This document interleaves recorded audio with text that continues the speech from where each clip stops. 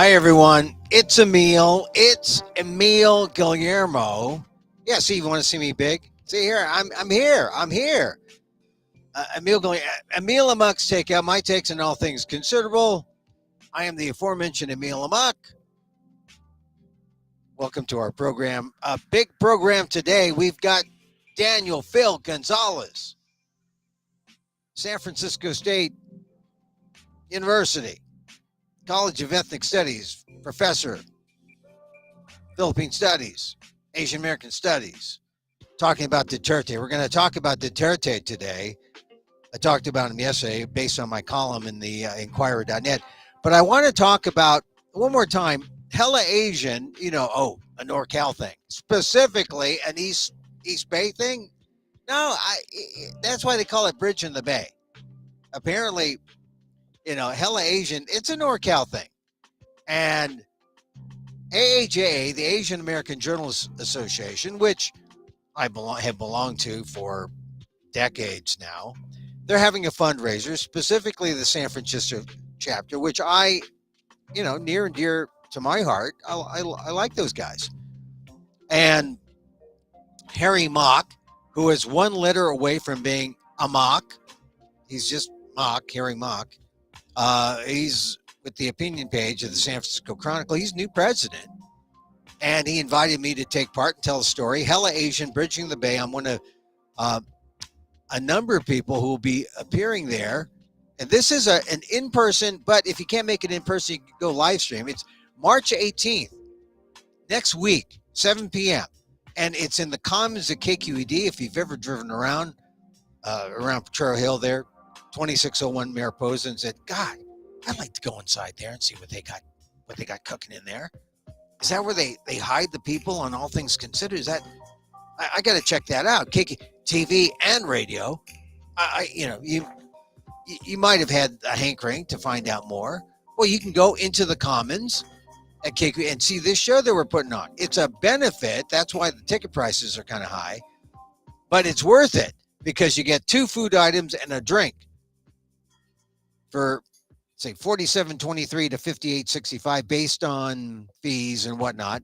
Or you can just see it live stream for $30 wherever you are. You might be in New York or Washington, D.C. or Florida or Philippines.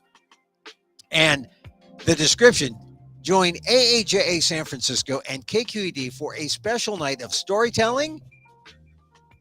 I think I would be part of that. Music, there's some people there playing music. Comedy, when you laugh, I'm part of that. Celebrating the Asian American experience in the Bay.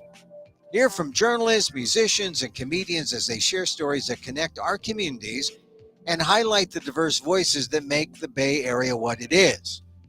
Whether you're there for the heartfelt moments, the music, or the laughs, it's going to be an unforgettable evening of Bay Area culture that is hella Asian.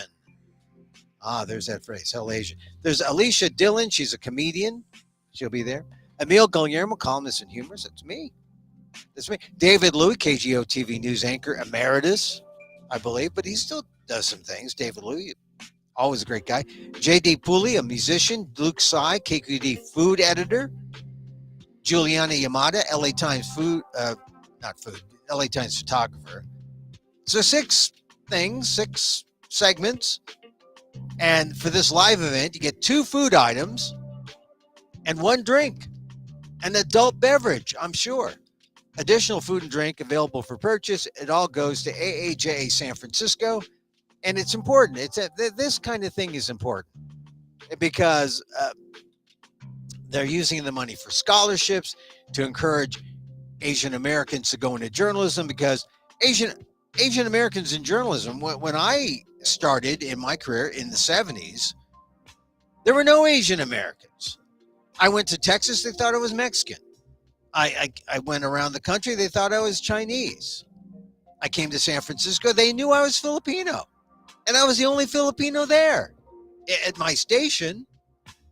That's why it's important to back this and to encourage people who are Asian and might say, I think I'd rather invent the new Google. Okay, you go and invent the new Google.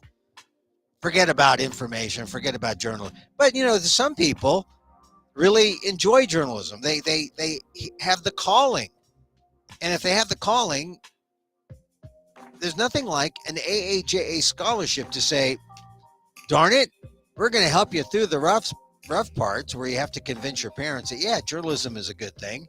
And you have to convince your banker and your broker and, all the people who depend on you for money that, yeah, journalism is a good thing. So scholarships, that's what this money is for. And also to help other young journalists find their way. AAJ has always been helpful. I've sometimes been vocal about what AAJ should do, but it's not a union. It's an organization of like-minded people involved in something, an endeavor they care about, journalism, public information. And what do you know? Right now, with DEI being stripped from everything, they want to strip away race from grants that might be pegged for Asian Americans. They want to do away with they want to make everything colorblind, the federal government, or at least the ethos under Trump is everything is colorblind. Well, there's still a need for an AAJA. And if you believe in that, well, then come and have some fun with us on March 18th, Tuesday, 7 o'clock. Actually, I think, the food starts up like a little earlier, but the program starts at 7. It's going to be a fun time. Tickets, you can get them at KQED on their website here. Go to kqed.org/event/4956. kqed.org/event/4956. This thing usually sells out. You can register for the in-person or just the live stream of the performances. It's going to be a fun time. It's Hella Asian Bridging the Bay, a benefit for AAJA, the Asian American Journalism or Journalists Association. And now we swish out and we bring in my friend. Bring in my friend and cohort, Professor Daniel Phil Gonzalez, College of Ethnic Studies, Asian American Studies, Filipino specialist, Filipino Studies. Hi, Dan. Hi, thanks for having me. Long time no see. I hope all your gigs went well. Yeah, I was in Fresno, and Fresno is it's like an oasis in the Central Valley. Yeah. I actually enjoyed my time there in Fresno. It was good. I did some poetry readings in Fresno also, and it was a lot of fun. And now I'm doing this thing at KQED, which is I'm reading a story about, and this is the great thing about storytelling, right? You realize you are not alone, and I know I'm not alone. So I'm sharing my story, and maybe people might get some value from my story as a trans dad. That's all I'm going to say. I have told that story publicly for the last year or so, but you'll get to see it live if you go to KQED and on Tuesday, March 18th. Right? It's the 18th, right? 18th. I think that's my mom's birthday. Well, why didn't I notice that? Yeah, well. Yeah. So it'll be a great performance. Me telling a very personal story with laughs. There's laughs. And then on my mom's birthday.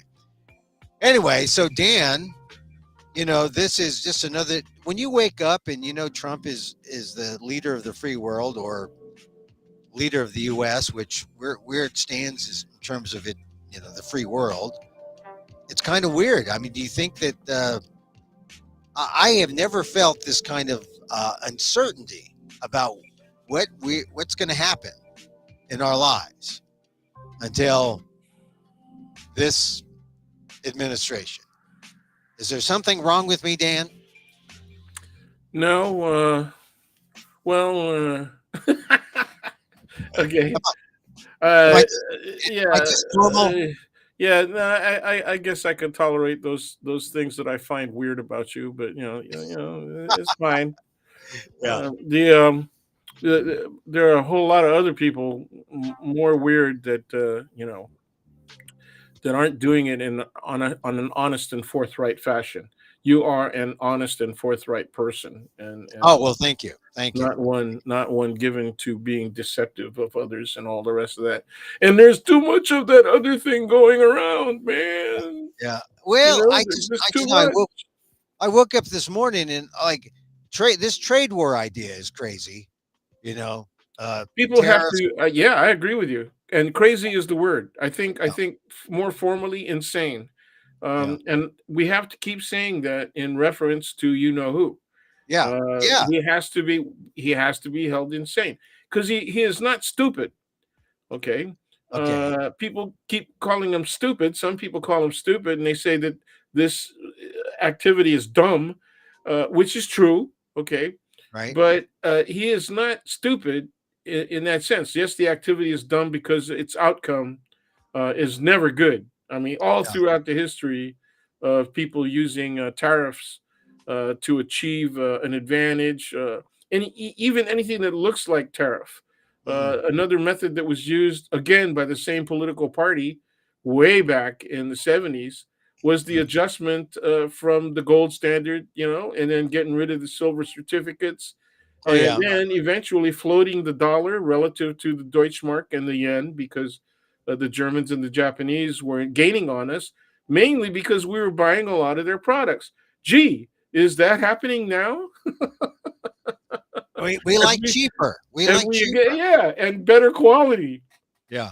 Well, Remember so the 70s with the cars and people yeah. like the later heroic uh, uh, CEO of Chrysler saying there will always be room in the American heart for the big car. Uh, Uh, yep. And then they for had to bail out Chrysler. The government said it was only going to be, I think it was Carter said it was only going to be 5 billion. yeah. Remember that? Well, I And mean, it ended up being around 8 billion. what's crazy is that all this stuff. If he didn't do it, he's putting us in a position where of greater uncertainty and greater concern because we don't know what happens Yeah, once he's doing it, and Europe is retaliating, sure. uh, Yeah. and Well, Trump is threatening more retaliation. And yeah. the thing is, Trump he will use his he'll swing his stick and he'll keep swinging and then he'll take it back. He'll say, I've, "Oh, I've I heard didn't his mean." short. I've heard his stick is short though. He said, "Well, he can't reach. He can't reach." Yeah, And yeah. He can but swing it, but you might not notice. yeah, I woke up this morning and I heard Trump threatens retaliatory 200% tariff on European wine after EU proposes American whiskey tariff.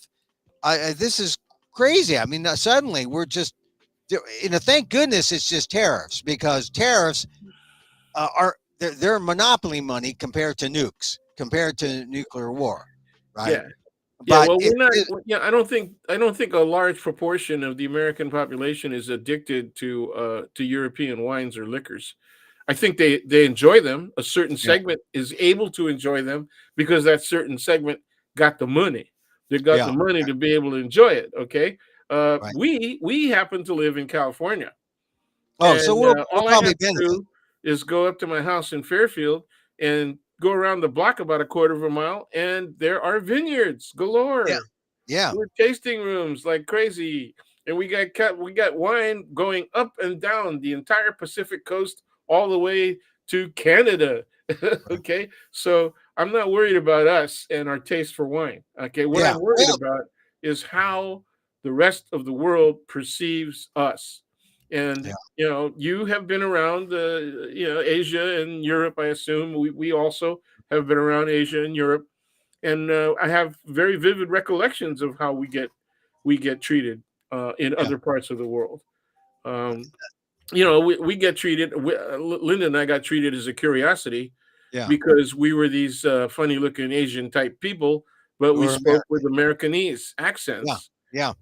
And so we were looked on as slightly strange.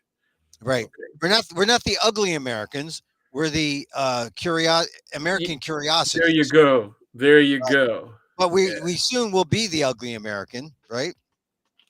Many of us are the ugly Americans. A Yeah. lot of Asian Americans go to other countries and they act like the ugly Americans. So Yeah. There's that. They're less likely to do that. Asians are less likely to do that. But there are some. It's the same kind of people, right? The people that Yeah. kind of talk too loud and show off too much, and. Yeah.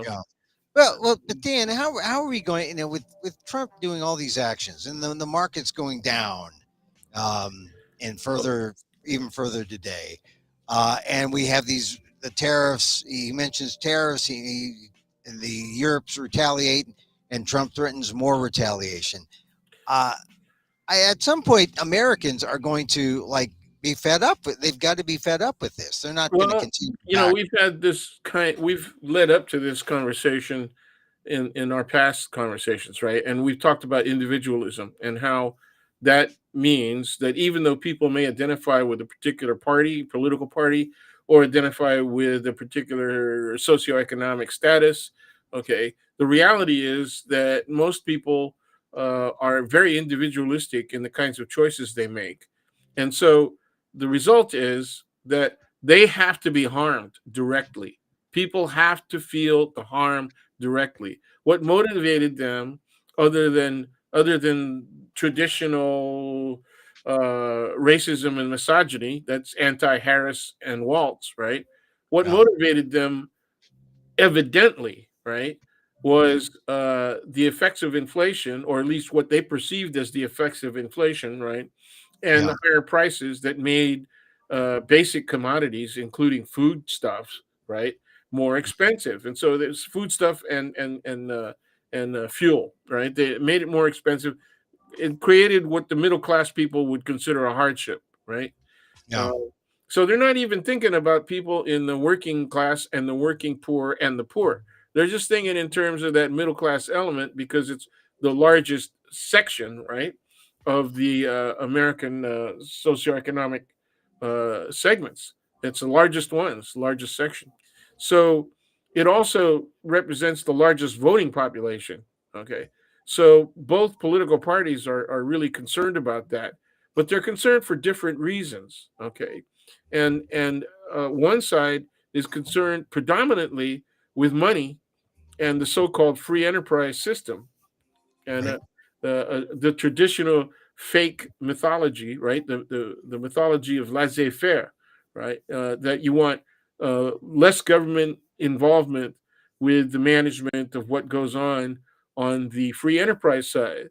Right. Okay. No regulation or little Yeah, they're regulation. anti-regulation, and I think there is a lot of regulation that is overly restrictive, or it has unintended consequences, and you have Yeah. to deal with all consequences, whether or not they're intended, right? Yeah. And so Well, there is a need for correction. No, right. no So question. what's the other side's view? One side's for free enterprise. The other side is you were saying. Reasonable regulations Yeah. and reasonable taxes, Yeah. including taxes on the wealthiest segments Yeah. of, again, the American wage earning or income earning population. Yeah. Because So that's where it's at. The problem is if you say you're going to raise taxes on anybody, even if it would be reasonable based on history, right? The American history of having raised taxes, especially during wartime, okay, yeah. especially in the work up to the war, Roosevelt's discussions about raising taxes on the wealthy, because even though they were affected by the Great Depression, right, they were still able to afford to pay into the system to help with the great projects, right? The WPA, for Yeah. example. And Yeah. so the war broke out, right? The United States was engaged in World War II. Taxes on the rich were very high, and they continued to be high, sometimes in the 90 and 80% bracket into the 1950s. Yeah. And Yeah. that's how we got the first great infusion, right, of federal money into the states to build infrastructure. So I always use that as an example Yeah. I that mean, people. the freeway yeah, the first freeway system, remember all that? Yeah. Uh, I mean, uh, people don't realize that taxes now, while they complain that they're high, they're relatively low compared they to what are they were. historically low. Compared to That's what they correct. were. Yes. And now Trump's wrecking the government, saying it's too bloated, it's too much. But now we've gotten used to the golden age, and now the Trump golden age is going to be less. It's going to be not so golden for everyone, because the golden age helped everyone, because the golden age was when a government was paying attention to not just the middle class, but to the poor, the working poor, Yes, everyone else. yes. And if we survive this period, and we come through with this pared down government, who gets hurt? Regular people. Yeah, and Not people with no basically money. People without money. the middle class and Yeah. lower, right, get Yeah. hurt, and they get hurt the most. Yeah. Also, the people who had the greatest propensity to vote for Trump and to vote for conservatives and to vote the Republican Party, regularly, with great regularity, and that means the burbs and especially the rural areas. They're really going to get hurt the most in some instances, Oh particularly yeah. around healthcare and education. They're going to get hurt very badly. Yeah. I just Um, was reading something where FEMA's gonna, if they get cut back, all those, a lot of federal agencies, they serve red states far more than people think. And if they well, get cut, and yeah, our money, California gets taxed like crazy, right? mm, Especially at the state level. We overtax at the state level, but we also pay a tremendous amount of our income taxes to the federal government. Obviously, that's where it goes directly. The biggest chunk out of my check goes to the federal government. Okay, yeah, the red states get more return, right, than the contributing blue states from those taxes. They get a bigger share of what California, as among the richer states, right, contribute to the federal coffers. That's reality, okay? But they don't understand that. They don't. They won't. They might understand it now, yeah. but see, I don't think they really want to perceive that, even though it's fact. I don't think they want to see that. They will blame the Trump administration, right? Well, What let's they'll hope. do, I mean, you gotta blame somebody, yeah, and you they're know, the instigators. yeah, but Well, will they understand it? Will they understand that the that's part of reason? the problem. Yeah, People don't understand, the economics. They don't understand, how trickle down doesn't work, but they know that the pain trickles down. well, You get they cut. sure bought it. They bought it when it was Reagan saying it, and they Hey, bought it when Bush 2 was saying it. so now here's some things that I saw today. There's the Trump is challenging birthright citizenship, and he's going to the Supreme Court. Birthright Yeah. citizenship, you know, Eventually it'll get there. Yeah, but how far would they go back? Both my parents were non-citizens when they had me. Would they right. go back that far and suddenly I'm not a citizen? I mean, who knows? Yeah, they could try. They could Yeah, try. that's Okay. at least a year of legal battle to try that, right? Oh no, it'd be more than a year, but it'd be a long time. But they Yeah, could try, yeah, and they could keep trying, even if they're out of office. That's what you have to understand. Is that what this whole thing is not just a Trump thing. It's a Republican Party thing. It's a so-called contemporary, conservative thing. yeah. Conservatism today, okay, is about maybe 40% of what reasonable, objective people might consider traditional conservatism. Right. This today's version of conservatism is very radical, Right. and Well, and also kind of racist too. I mean, kind of, because kind of. well, I mean, I want to be It's charitable. obviously racist. It's Well, undeniably racist. well, Okay. the thing is that on its face, you see it happen, because as the country turns, this this side comes up and says, how, as the country turns and becomes browner than ever, as minorities become more the majority, the policy suddenly shifts. And civil rights, apparently, with the reversal with DEI, it's like we are in a reversal of our civil rights phase. Everything. Yes. I mean, the civil rights phase. Well, you can go back to the Voting Rights Act being, cut Yeah. down to size, and you Yep. go back to other Section kind of 5. Yeah. reversals. But the reversal is now in full swing. We are going against civil. We are undoing civil rights Well, let's unpack that. Let's unpack that. Why is that happening? because we need the preservation of. I don't want to say white superiority, but we need certain segments want to see the preservation of white power Why? Why are because they it's concerned about white a power? numbers game. It's a numbers game, and Okay. they don't have the numbers in terms of our demographics, and they want to make sure that any kind of demographic slide stops right there, before the minorities are the majority, and they And want to make yeah, sure that I whites agree stay in with you. power. I agree with you. But the only that demographic slide is really superficial. I think it's really superficial. It's real, okay, and that's what they see. They see, wow, more people, right? They're Yeah, browner, they're yeah, blacker, right? They're Asianer, right? yeah. And then what are they arguing right now, right? What the really Birthright citizens.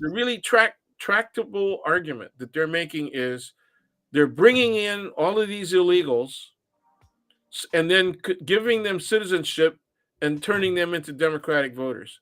Isn't that what they're saying right now? I hear some of that. You know, oh, there's a Yeah, lot of it. I mean, and people believe that. People yeah, really believe that. Okay, yeah. Well, you know, certainly how they much of a well, subscription to racism do you have to believe that 3 million? Remember when Trump said when he won, when he won in yeah, 2016, he yeah, said that 3 million people, undocumented people, voted for the other side, right? yeah. Okay, from California alone, he said 3 million people. And I thought, who's going to believe that? Well, a whole lot People of believe people it. Yeah. did. Okay, Well, yeah, this is why we see his hard line on immigration, hard line on sure, the border. But the because reality, it works. yeah, but the reality, because it's xenophobic, it works. But the reality of the border situation is it wasn't quite as bad as Trump thought. He's got the army, he's got the military down there. Um, the Well, border crossings, that's because the rest of the world knows that you're not going to make it in the U.S. So it's not worth the risk. It's not yeah, worth the risk to try and come here because Trump is in office and they see what he's doing, and yeah. so it's having the correct Trump effect. That's one of the effects that he wanted to have. But Also, Mexico is actively guarding the border, right? yeah, And right. they're But turning but back but one thing that Trump isn't doing, he promised mass deportations. We don't have mass deportations. because there's not enough mass. Yeah, well, yeah, but I mean, look at they curtailed. The New York Times reported that a few dozen who were at Guantanamo Yeah, that's right. at great expense, They brought him back. to Yeah, the 16 taxpayer. They, mil. It cost they 16 mil. they brought him back. Yeah, they brought him back. Yeah, It was a and what was the grand total of, I think, 60 people were housed in Guantanamo, and then they yeah, figured out, if we do mass deportations, we're not going to have enough room here. It's going yeah. to cost more to upgrade the area so that we can house more thousands of people, right? Than is So, worth. And plus, the transportation is killing us, right? yeah, well, we just know how phony the immigration Yeah. argument really Well, see, is. that's the part that makes everybody look stupid. But see, that's just a lack of foresight and planning, right? But it Uh, doesn't make Trump stupid. It makes why? him insane. Okay. Well, yeah, when you look and then when he goes off on several fronts, the immigration front, and people aren't talking about that anymore because it isn't as big a deal. I mean, you look Yeah, at the that's right. latest polls in the immigration, not as big a deal. But now the tariffs, that's and the economy, which is why people voted for Trump. He's screwing up on the economy. He's screwing up on, and people see their They 401k. have to feel Man, it. They have to feel it, Emil. They have to feel it. They haven't right now. They're scared, but they're not feeling it yet. People are still saying that's all Biden's fault. Yeah, yeah, just keep doing that. yeah, Just keep doing that. That was a uh, Biden Harris thing, right? The eggs, yeah. the flu. And then one guy on Fox News, man, was saying in California 2 years, 3 years ago, they were killing millions of chickens. Yeah, we did that to avoid the spreading of the flu, you idiot. Yeah. So Well, so one thing that scared me, I read today, and we mentioned it with the birthright citizenship and SCOTUS. The Trump administration just today asked SCOTUS to hear yes, about the latest judge ruling against yes, birthright citizenship. So right. it's and then I started getting these emails saying, oh, this is going to be a thing, everything that Trump wants is going to be up to the Supreme Court, That's right. including Well, touching Social haven't I said Security. that? Didn't I say Well, that months ago? I but said no that one months said, ago. that, oh, No, we're no going to one's prove listening. Social No one is Security. believing us. Instead, what did they say? They said, Yeah, "Why do you hate people who yeah, want to get rid of fraud and waste? Why do yeah. you hate them so much?" Right? Well, Yeah. get this. So I get this note saying the next step, just like Trump went after Roe v. Wade to get rid of abortion, which we saw he did. Yeah. Now, is it? I saw something saying that would would Trump appeal to SCOTUS, the Supreme Court, to get rid of Social Security? Would there Yes. be Yes. a legal basis to say Social Security is unconstitutional? I think you could do it. You can make look at you can. It's sort of like what people complain about that I'm getting sued for nothing. This person is suing me, and there's no real basis for it. And then the answer they get is, well, you can sue for almost anything.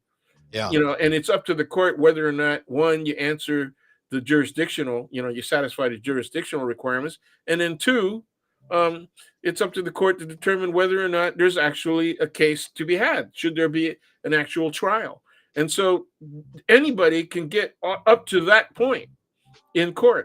And that's exactly what these guys are doing. They They're know that a lot of times they're going to get burned, right? But what they yeah, want to do is file more cases in more states so that they get another federal district judge whose decision, right, clashes with this first federal district judge, right? no. And then once they get that clash, once they get a clash of opinions at the federal district level, Then they and go home. maybe even at the appellate level, it's on its way up to the Yeah. Supreme Court. That's how you get it there. This is crazy legal make work, but I guess Yes, it this is. this is the kind of activism that people hate when people use the courts to Yeah, create but they this don't sort get of it. They don't understand why this is happening, and they think, and that look who's doing it. Okay, look who's doing it. Look who did it in California first, right? It was Republican Party yeah, that did it in Republican, yeah. California. Well, Okay, and so I we know that they do this. Okay, yeah, so now that they're doing it at the federal level, what's different? There is no difference. I mean, yeah, this stuff is like con law, first semester con law in law school. But do the public get that? Do they understand that this is being abused? Right? This is again one of the weaknesses of the Constitution. There are a lot of weaknesses in the yeah. U.S. Constitution. It is the observation of the law in American society is first and foremost greatly dependent on the goodwill, honesty, and integrity of the people themselves. That Oh, is the foundation. and Okay? and, and we're in short supply of that. Yeah. We I mean, look, Not much knowledge goodwill. Not much would goodwill. be helpful. Our hate mail is pretty cool though. Yeah, knowledge would be helpful. The thing that makes me happy about our hate mail is that it proves our point. Yeah. Well, The more the stuff comes in, the more I yeah, say, yeah, well, this completely expected. You know, yeah. You know what gets me is that we are don't buy the Trump golden age. We are in the golden age, or we're in the golden age. We were living it in the 70s and the 80s, and Oh we yeah, were building within the golden age. And I think people just sort of took for granted their rights. They took for granted yeah, civil they rights, did.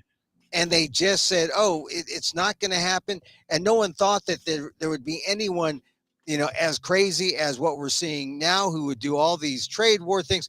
And if people want to talk about the reversal of civil rights, who is behind the reversal of affirmative action?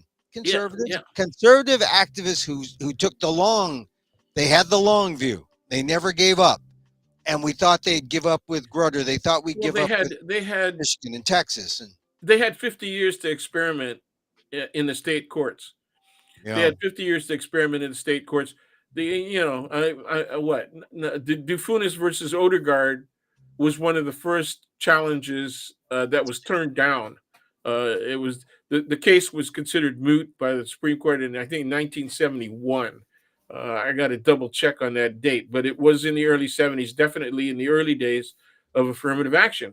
And so the Supreme Court at the time, but you got to remember that was the Warren Court still, right?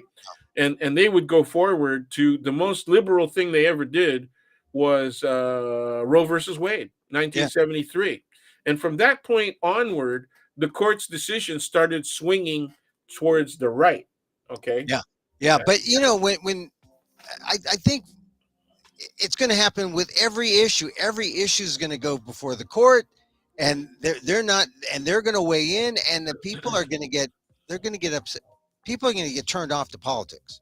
They're Well, going to get, they're already getting turned off to the court for different reasons, oh and yeah, now the because they're right is now the MAGA right, the extreme right is turned off to Coney Barrett because of her last oh yeah. decision siding up with Roberts and the liberals. And Okay, that was on a very well, it was a significant but small thing, and because all it did was say, oh, the money that you pay you should pay, but they just kicked that decision. This is on U.S. aid. They just kicked the decision back to the lower courts and say, that's well, right. we should do it. So That's right. it wasn't really that courageous a stand, and Coney Barrett is getting, um, you know, I wouldn't be criticism. surprised if she get any death threats now. You know, Oh yeah, yeah. So that's the way those people are. I mean, how you know? well, this is going to be the thing about where politics goes. It's not a simple policy matter. It will go through the courts because it will be, you know, if people thought we were a litigious nation before, they Yeah, get it now. This yeah. is the litigiousness of policy, and it's a little sickening because it doesn't have to be this way if we can, you know, come together and understand our perspectives and see what's good for America, but we can't even let that go. It's like we lack that sense of sportsmanship about, hey, about our politics. It's really become a blood sport now, and you got to go all the way to the Supreme Court. Well, I don't think we finished working our way through the logic of why racism is Oh back, and yeah, uh, back when we were clearly minorities, racial minorities, right? People supported civil rights because they could see the injustice. That's one side of the argument. The other side of the argument is we weren't a threat. yeah, We were not a demographic threat, or at least we were not perceived as such. Okay. But yeah. within a 10-year period, right? Mhm. The affirmative action program started right in the late 60s. Yeah. Okay. And so they were largely put in effect in the more liberal states like California beginning in about 68 or so. Okay. And then it became nationwide because the federal government, even under the Nixon administration, started to adopt basic protections, right, that were consistent with the notion of affirmative action. Okay, they didn't throw it out.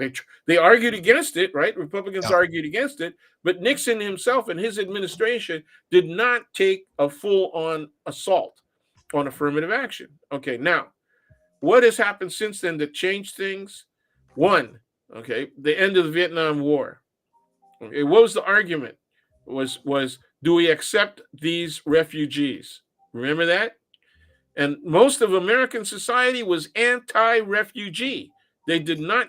They were susceptible to the argument, however, that the reason these people are coming here is because we were over there and we were fighting this war. We deserted them, right? And so people said, okay, we have to accommodate them, right? So they brought them in. All right. Now, what that process started in 1975, right? Right after the fall of Saigon, right? And it continued for 6 or 7 years, right? Up to the boat people. And then there Mhm. was major resistance all over the United States because the resettlement program was saying, where can we put these people that will force them to assimilate as rapidly as possible? And so they took people from a tropical area and stuck them in Michigan and Wisconsin, right? You And remember that? Nebraska too. Yeah, Yeah, and Nebraska. Okay. places in the Okay. Midwest. Yeah. Yeah, yeah, really smart. Okay. But it's all full of white people. There's no Asians up there, so they got no community they can rely on, right? And they're gonna have to assimilate as rapidly as possible. Okay. Well, within 2 years, all of a sudden some of my colleagues are successfully getting grants to study why people are moving. why they're leaving the cold midwestern states and heading for places like what? Like Texas, the California. coast of Texas. That's right. Actually, Florida and California. Why are they doing that? they originally were moving to Texas, to the Gulf states, Yeah, and yeah, then because of the fishing, because of yeah. That well, and then they got burned for fishing. Remember yeah, that? yeah. Yeah, the All right, gills so that so okay. move So the my timeline. point, my no, I'm not. So within a few years, their second generation is Mm, going to college, right? mm, Via sometimes affirmative action. A lot of times they're making it into college, like the Chinese and Filipino immigrants, right? mm. They're making it into college on their own steam. They don't need affirmative action because Yeah, they're scoring very high. And so yeah. in the late 70s, what do the big magazines, Newsweek and Time, come out with? Stories about why is it that these Asians are getting into the biggest schools, the most prestigious institutions, even for God's sake, the Ivy League schools, right? Oh, Not just UC and schools out west, but even the Ivy League schools. No reference to yourself, sir, because oh you're yeah, not a refugee, but yeah, you are an Asian American. yeah. Okay, Right, and so they're freaking out, and yeah. up comes what? The nature versus nurture argument, right? Is it the rice?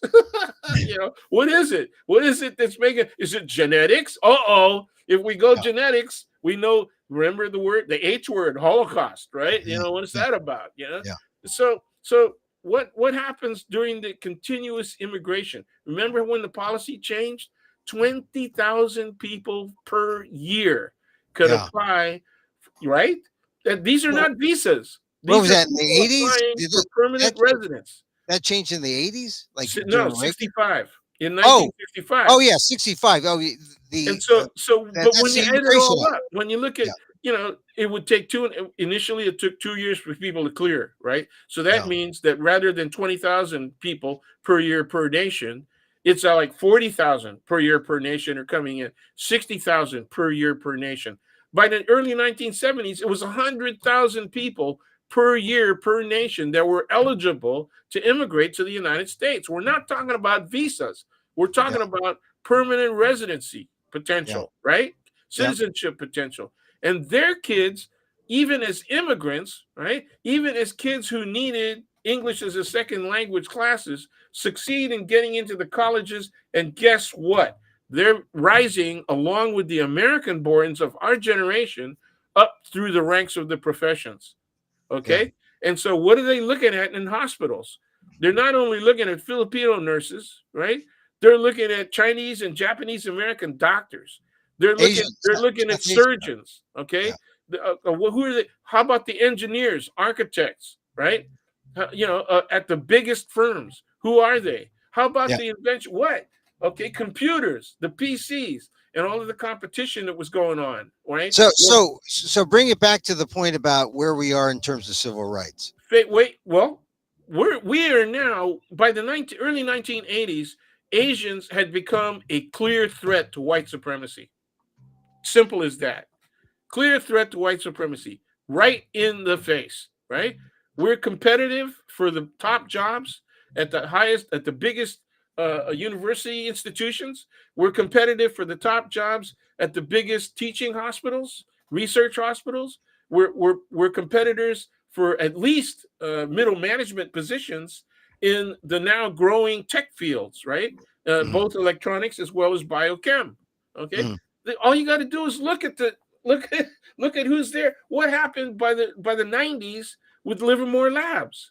yeah. Okay, like 1/3 of their nuclear physicists were Chinese immigrants. What the hell? Okay, so that's where the threat is. People in the Midwest all of a sudden are looking at South Asian doctors in their hospitals. They're looking at Filipinos, Chinese, Vietnamese South uh, Asian. uh, nurses, right? Yeah, Yeah, yeah. yeah, And so they're looking at people who 10 years ago were refugees from Southeast Asia, right?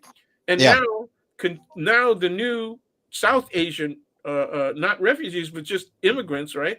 And these people are suddenly in the most important money making jobs. So they're looking at a loss of status as far as they're concerned, right? That's a loss of status. So our gain is their loss, even if Right. they're not losing anything. Right. It's not zero sum That's necessarily right. if we're all contributing to the good of society. But Yeah, but we're the wrong uh, color. yeah.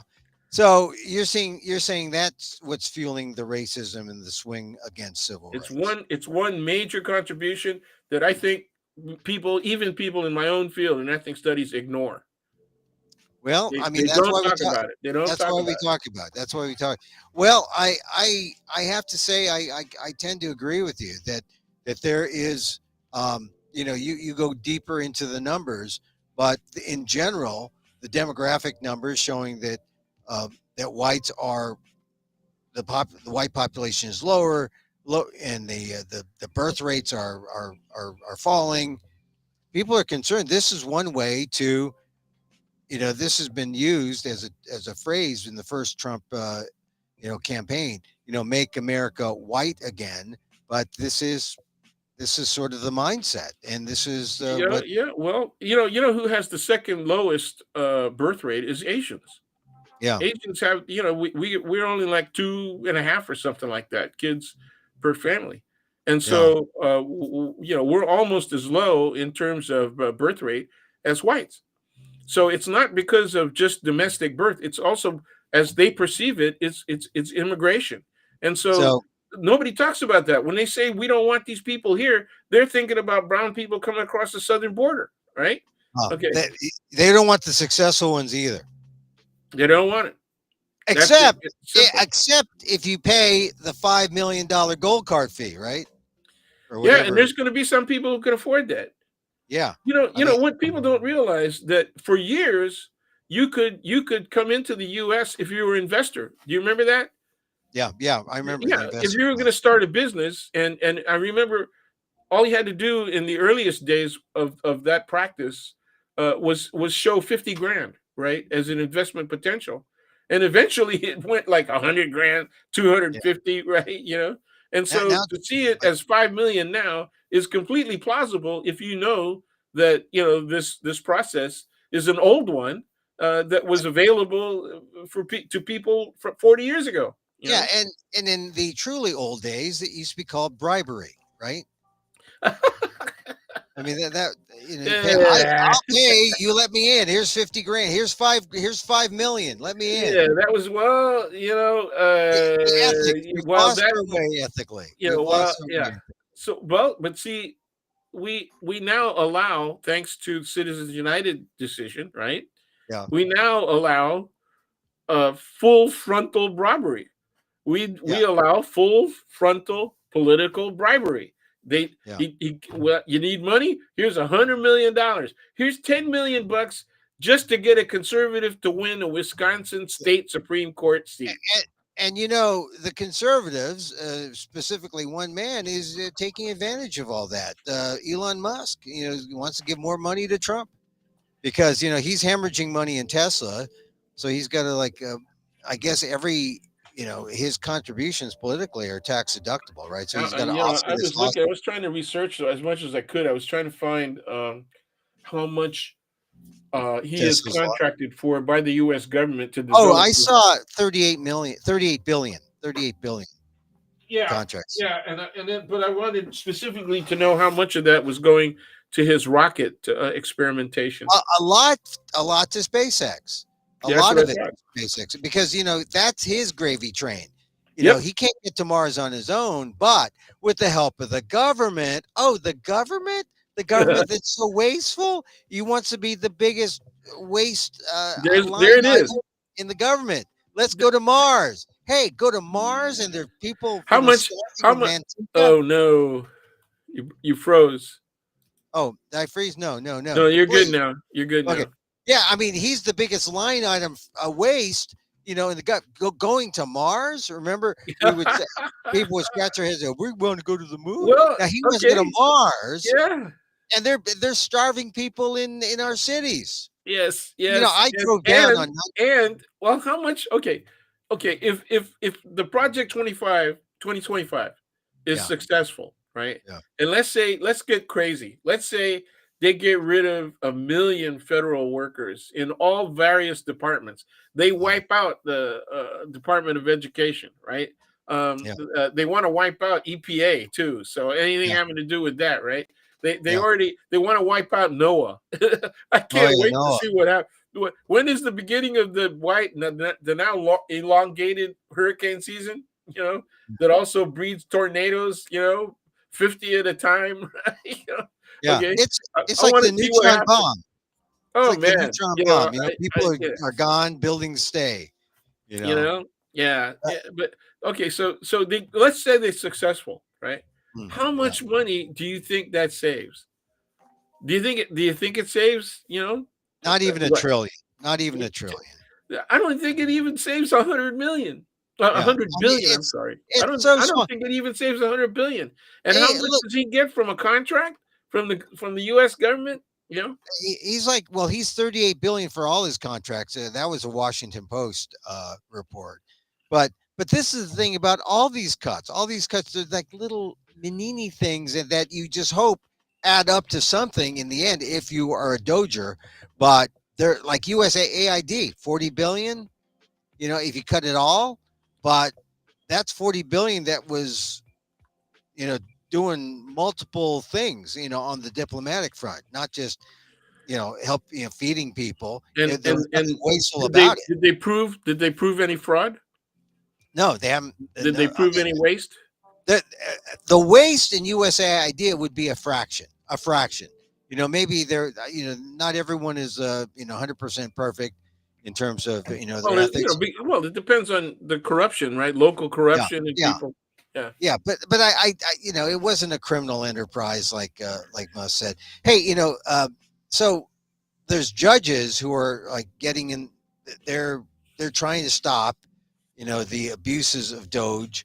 A judge orders Trump to reinstate probationary workers let go in mass firings across multiple agencies. That happened today. So it's always going to be the judges now in this legal battle between. I'm gonna, Trump wakes up and says, "I'm going to do something illegal today," and then he does it, and then a judge has to step in and says, "Yeah, you can't do it. You can't do that." So it's like he is just like a guy with matches going through, the brown fields of California, setting off fires, and then people having to come on and trying to put him out because he's just wrong. It's just he's He's insane. He's insane. yeah, He's caught between destruction as gross vengeance and yeah. specific revenge and retribution. All right, now Okay. if he touches Social Security, he says he's not, but Musk, it seems like he's going to, and then The Democrats this keep arguing that they can't make the cuts that they say they want to cut without touching Medicare, yeah, Medicaid. That's one thing. And then they said eventually it's going to be Social Security too. Some people have already said that, right? Musk has already said that. yeah. He's already said, Medicare and Social Security are where the big money is. That's where they were big segments, right? Yeah, Along yeah, with the but military budget. this is what makes the country really great, and it makes the country a country of its people. And if so touching Social Security and Medicare, right, third rail of politics. Uh, I don't know. Is he ready for the millions of people out there and their walkers and I whatnot? think more importantly, are they ready? Are they going to stand up for themselves and do something? There are Republicans, especially in the lower house, that are being told don't do town halls Yeah, because yeah, it's pretty yeah. clear You'll hear people are it. going to Yeah. come after you. Well, Um, yeah. I'm. so I'm. are we gonna shift to the Philippine thing, Yeah, Duterte yeah, thing? I just want to just put a cap on this that it's not over. I mean, we're gonna have. Are we gonna have a shutdown tomorrow? I mean, I I hate the fact that the I hope not. Democrats are playing shutdown, Well, but they're I saying hate we the don't fact want that to do a shutdown, but we will. We don't want to vote for this thing either. yeah, right. The Republicans are being irresponsible by not including the Democrats at the table to just trying to jam this Well, isn't that what path. they accused? Isn't that what they accused Pelosi, and Oh yeah. yeah, that's exactly what they accused Pelosi of doing. So it's going to be, I don't know, when people listen to this on Friday, are they going to say, yeah, Emil and Dan were wrong, we don't have a shutdown, or Emil and Dan I'm, were I, right? I don't want to shut down. Let's put it that way. I don't want to shut down because it's going to reflect badly on both parties, right? Everybody, yeah, on, yeah. I on do. everybody. I, So I wouldn't be surprised if a couple of Democratic senators say, in order to avoid a shutdown, which would be worse for everyone, yeah, I'm gonna support this thing. yeah. You can attack them later. They have their own bill that they want to present. I think it's April 4th or something. They Mhm. have a date certain. Uh, but that's half a month down the line. We'll This see. this We'll is the see. thing. You got to pay attention because some of the stuff is going to affect you. But I know a lot of people are just too busy, not interested, would rather like play the representative uh, political game and say, let my representative handle it. And the representatives, I don't know if they're good enough. Some They don't, aren't. yeah, They they aren't. don't strike me as The having enough. the reps, the Democratic representatives in the House and the Senate are too freaking old. Yeah. You know, Or don't have enough guts, or they're just scared. They're scared of Musk. everybody's scared. No, they're not Everybody's only scared of Musk. You mean the money? Yeah, the money money, going to money campaigns. politics. Oh, they're scared also of the people with the guns. Yeah. You Well, know, you that know. could happen too. I mean, and we talk about this U.S. situation, but let's switch. We'll switch over.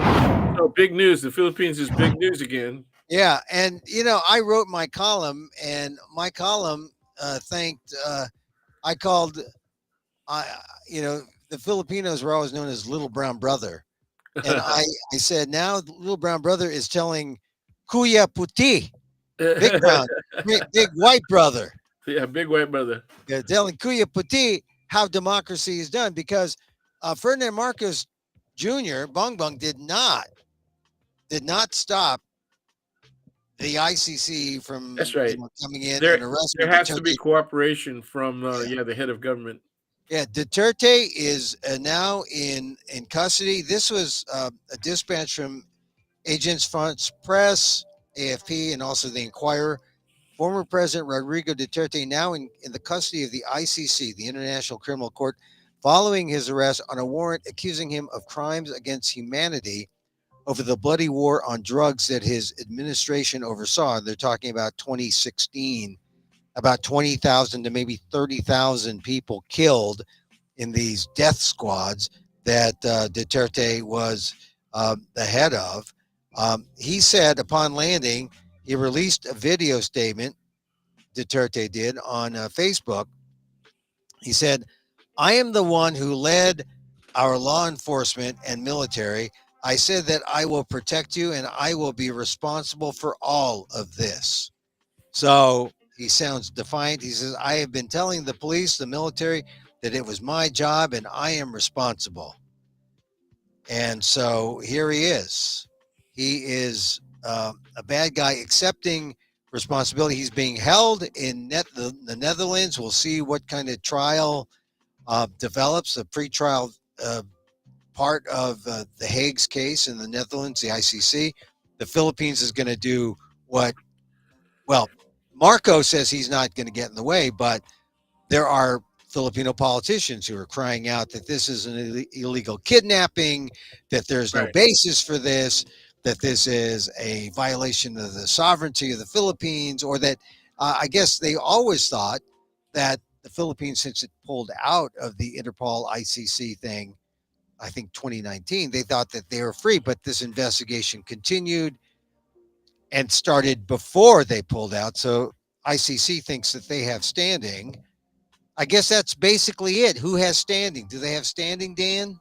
You're the legal You guy. know, Historically, non-member nations have been successful in asserting that ICC doesn't have jurisdiction.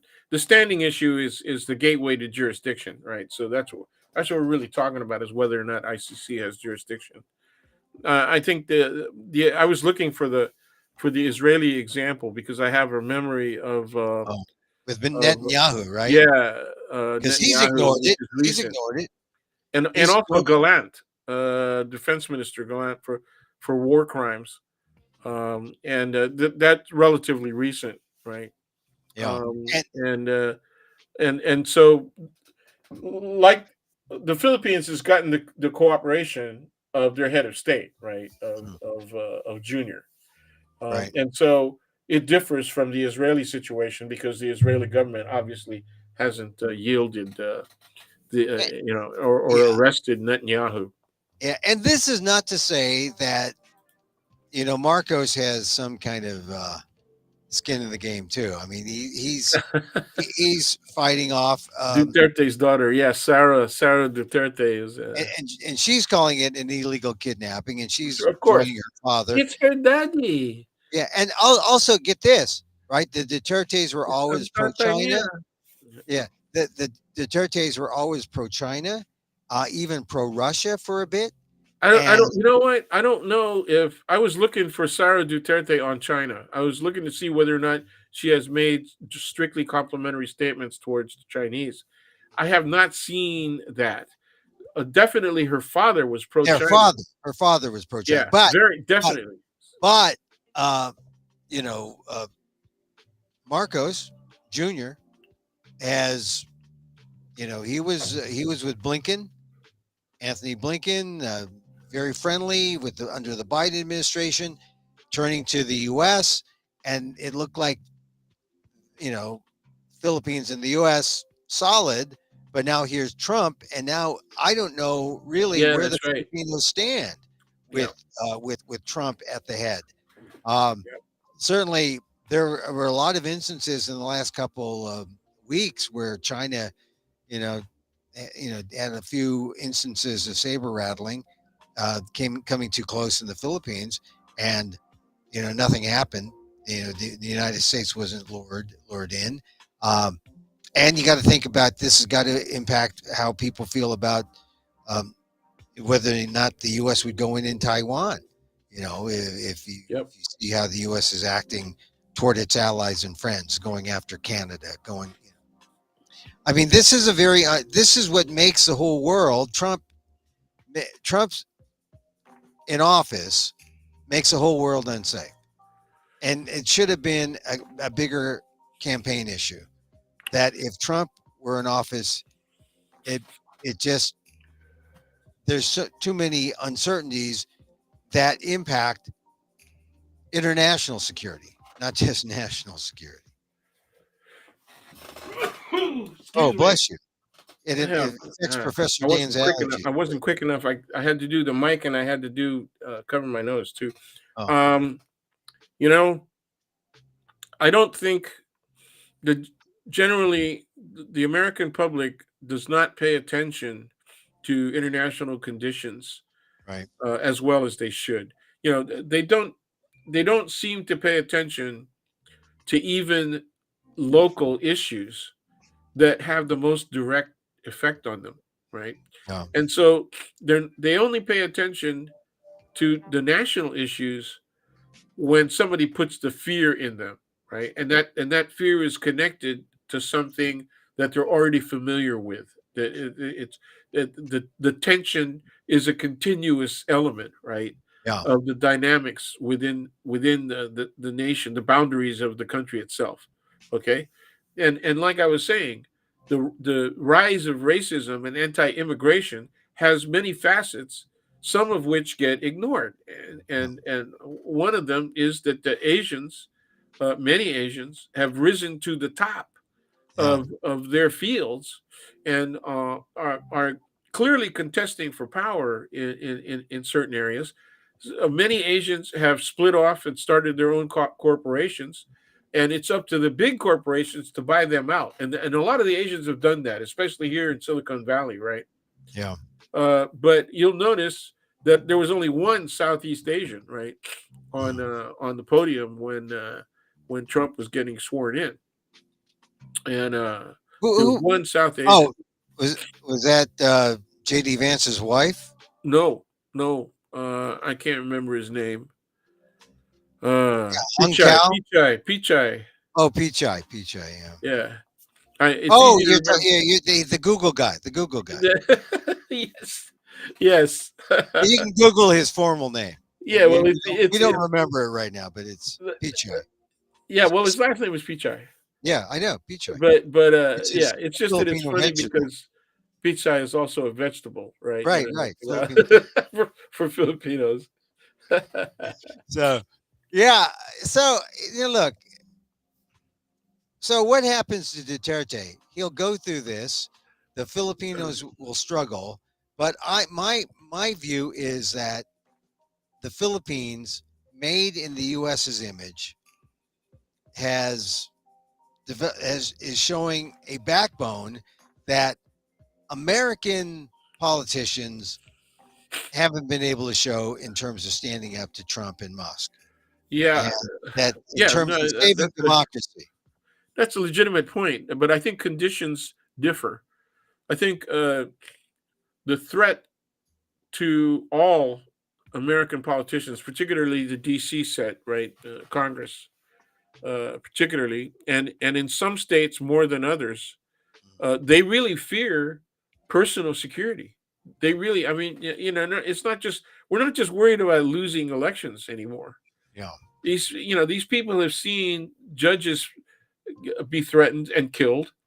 yeah, They've seen one female federal judge, right, have her son shot, on at the front door of their home, right? I, and then there was obviously the attempt on Trump's life himself, uh, yeah. uh, and so they could see that there was the Louisiana. What's that? I forgot who it was that got shot at the baseball diamond. Oh Uh, yes, Scalise, yeah, Louisiana. yeah, Yeah, Steve Steve Scalise. You're Scalise. right. Yeah, Yeah. Anyway, so there's the violence is out there. Okay. yeah, And most of the time, what people don't admit is most of the time it comes from the right. Okay. yeah, Just like most of the attacks by government police, whether it be local, state, or federal police action, right, has been anti left, yeah. But right, do you think anti liberal. that's a real thing, right? It That's is a a real. real thing, Yeah, and so it's beyond at this point just the political consideration of maintaining their job, but right? that's basically intimidation. That's Yeah, yeah. basically that's part of the bullying act of Trump. Right. And It so enables. In the Philippines, it's different because Duterte is out of office. Uh, while he had an influence on the military and local police, and also vigilante groups, which I believe were mostly police acting like in plain clothes, right? But Yeah, he had an influence with them. But now so does Marcos. Marcos yeah, also has his own people who are also have allegiance to not only him but to his family, right? yeah. Yeah. And so I, there's clearly a balance there. In our case, this is completely out of balance. I mean, yeah, the power yeah, that's concentrated now on the right, and with the Trump Musk combination, is completely overwhelming. yeah, And so I understand the fear. yeah, yeah. Back to the Philippines. I heard people talk about um, the Mulligan Young is saying, "Hey, forget about people power. This is not a people power thing." And there have been some law enforcement, police folks trying to show their support for Duterte, and they've been, quietly, minimized. So there is sentiment, and one thing that I discovered talking to some people in the Philippines yesterday: if you're poor, you love Duterte. You love what he did. I mean, it's funny because, A lot of the people who were killed were poor. yeah, and it's a populist sort of thing. Poor people love Duterte, and they see him doing a lot of great things. This is the same thing that people said during the Ferdinand Marcos, the dictator's rule. Uh, so it's funny how the roles switch, and then as I pointed out in my column, Marcos wouldn't be where he is without Duterte. He was rehabilitated because of Duterte, Yeah, that's and true.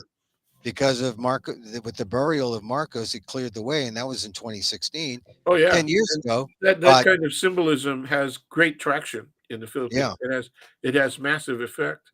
so I think what Duterte is doing now, uh, you know, being I think his birthday is soon. He's 79, soon to be 80. I think he's playing off the I'm the wise guy. I'm the old wise guy. Come get me. Right I don't on. know. I don't know if Well, they that's a got good him. strategy. They got him. So that part is done. But yeah, well, I think you're asking whether or not there's a likelihood he will actually be convicted. There's more than enough evidence to convict him. Yeah, Okay, so and they're going to use the same standards basically that we use here in the United States, right? You have to go beyond circumstantial evidence, and uh, but he literally bragged at times, yeah, about the efficacy of what was happening. So you got to draw a direct connection though, and that's the key.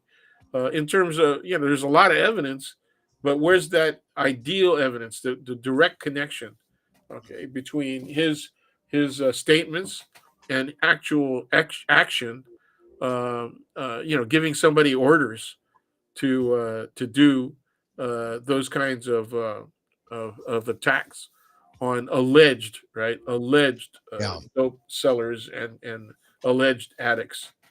Uh, yeah. You know what? Some people, some poor people I talk to, or people who would say they are the voice of the poor. They said, "Oh, the drug dealers. They paid the vigilantes. It was the drug dealers who were killing because they want to their continue competition. doing They're their trying to get business." rid of their competition, right? Yeah, I mean, which on a practical basis, kind of makes sense, but probably Some of it's probably true. yeah. You I know, mean, I mean, you're talking about 20,000, up to 20,000 deaths, and that was what was reported. There could be more. That was an official government report. 20,000. I'm talking. These are all these extrajudicial killings. yeah, I mean, it's amazing.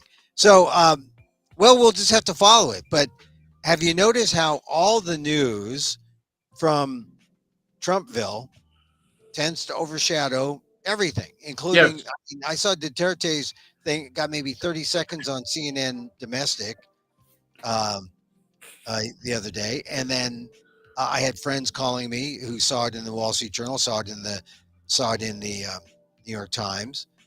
I mean, I was instantly um, notified because my column runs in Inquirer.net, and they were all over that story starting Monday night. But no one knew what the Philippines would do until Marcos said, "Yeah, let him go." So, or let him go to the Netherlands to yeah, the court. So, what do you think? We'll have to wait. We'll have to wait because the news here in the United States is just keeps getting bigger. Well, we were talking earlier about the birthright citizenship and Supreme Court. yeah, and AP is, that's also going to be a slightly slow process. It's but not. Yeah, the New York Times is reporting the Trump administration lawyers asked the Supreme Court to lift a nationwide pause imposed on the president's order ending birthright citizenship for the children of undocumented immigrants. So it's there at the Supreme Court, the issue, the yeah. order at least.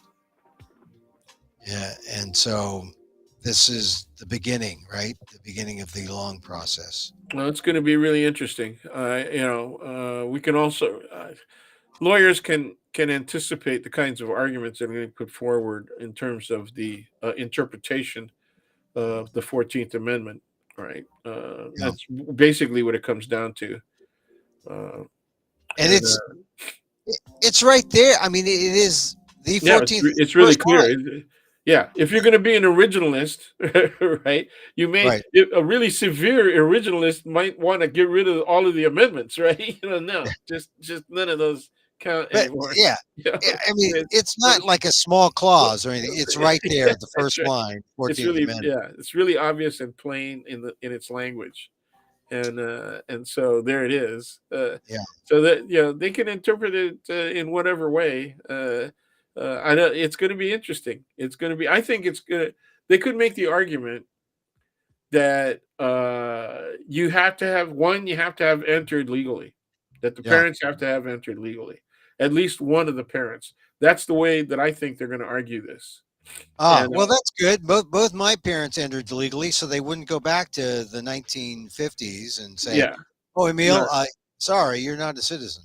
yeah, you have to have one. At least one of the parents has to have entered legally. So if they have a room to argue that if the parents entered illegally, right, and they're undocumented, that their kids can't become automatically become citizens, and Ah, that's the space where they could do some arguing right there. but the other argument is you were born in California. Yeah. We're not going to make California part of the United States. I'm sorry. We're going to post-state it, and you are not going to be a citizen because Yeah, California we're is no we're longer. we're we're gonna semi-secede, right? Yeah. Yeah. We're going to secede it because we want the birthright citizenship to win. Yeah, yeah, we're So gonna, yeah, we're going to post-state it like for a few years. Yeah. well, Yeah. and in the case of Filipinos, especially of our generation, right? Yeah. There are all of those veterans, man. I mean, Oh, yeah. your dad is an exception, but then you got uncles all over the place, and you got other relatives who are veterans of that, and even my mom, engaged in some guerrilla support activities and stuff like that. So there's that, man. You Yeah. know. So, all right. So let's see. All right, we're going to do a lightning round because we're running out of time, Okay, and go. we're going to go 2 minutes. I want to ask you about the state of the Department of Education Oh and boy. its impact on colleges because colleges are like cutting back. They're not getting money. Yeah. Columbia lost 400,000. So let's go 2 minutes on this, and when we hit 2 minutes, we'll stop and go to the next one. But what is colleges are hamstrung now? But a lot of it just going along with it. So yeah, They we'll have get to. rid They of have no fees. choice. They have no choice. If the money doesn't come out and there's no court order for it to be restored, they have no choice. But once again, in all of these issues, right? Remember the question that I've been asking for weeks now, right? And I've done so on this show is, so what if you get court orders? Who's going to enforce them? Okay. Because the enforcers are all housed in the DOJ, and the DOJ is being managed by somebody who does everything that Trump says, and says that it's legal. And much of what they've already done is illegal. Much of what they've already done is clearly unconstitutional. So you're going to get decisions against what they've done, but who enforces it? Okay, it's got to be federal cops, right? Yeah, It's supposed yeah. to be the marshals, but they work under the rubric of the DOJ. So those are one of the weaknesses of the Constitution. And so Trump doesn't win. Trump doesn't win, but he doesn't lose. Yeah. All right. Sort of related. Oh This is well, this was the university issue, right? yeah. This Oh well, university. it's going to hurt. It's going to hurt, especially the big research institutions. Okay.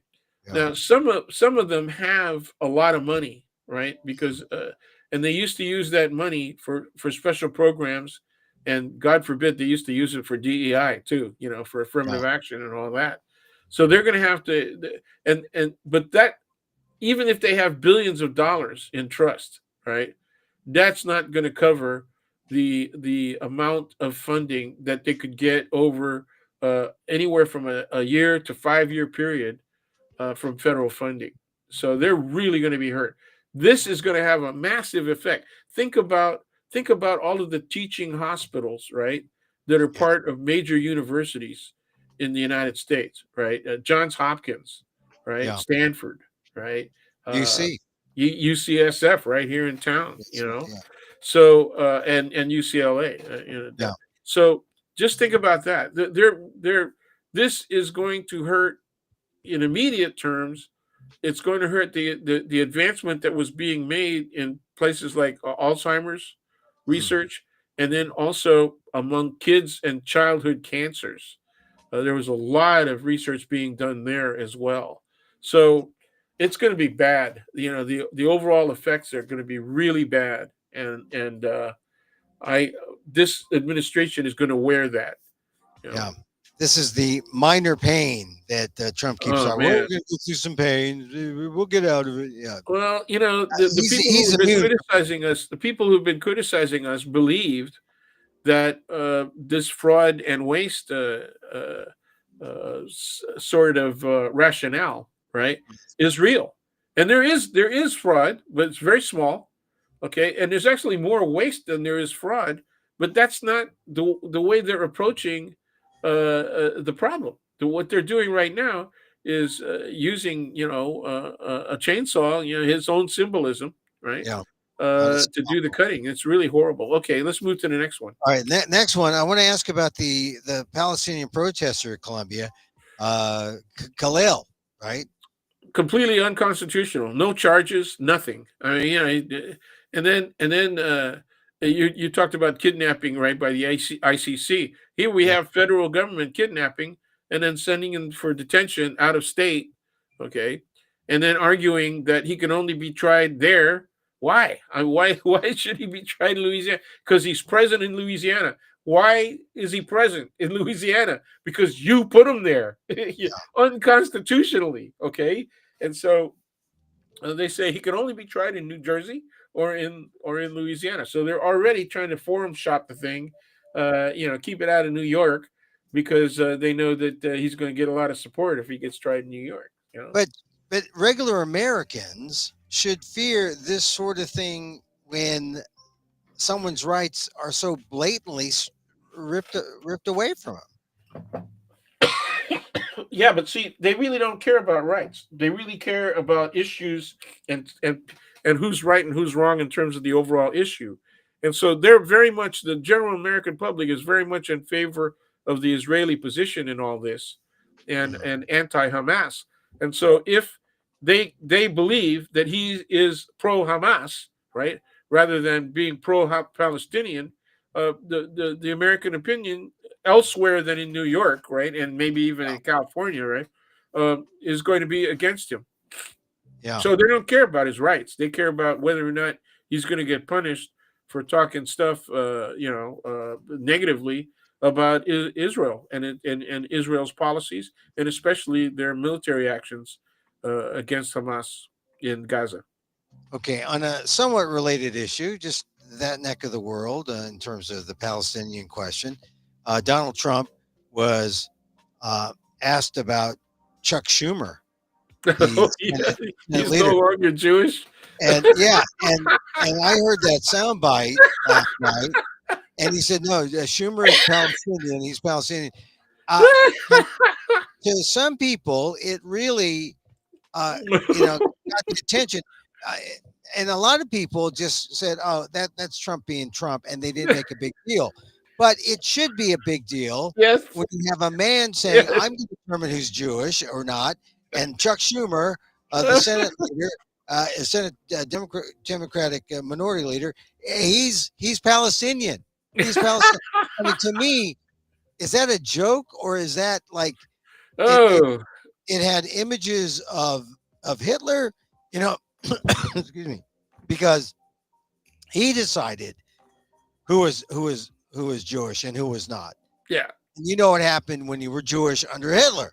yeah, So here is a guy who's determining that whether someone is Jewish or Palestinian, saying probably the most visible Jewish American, Chuck Schumer, Senator Chuck Schumer of New York, is Palestinian. It's an insult. It's anti-Semitic, yes. and I think it's outrageous. But no one said anything. I mean, it's not the front page of the mainstream papers. I Uh, mean, yeah, like if an yeah. Asian person, I think I if was there was an listening to Asian, NPR, and NPR had a thing on it, but yeah, I mean a thing, but they put it in context of, is this really a thing? They don't elevate it. right. Uh, Lawrence O'Donnell made a big thing about it last night, Oh, that's right. saying, Yeah, saying, hey, he's determining who's Jewish. I Right. mean, it's offensive, it's anti-Semitic.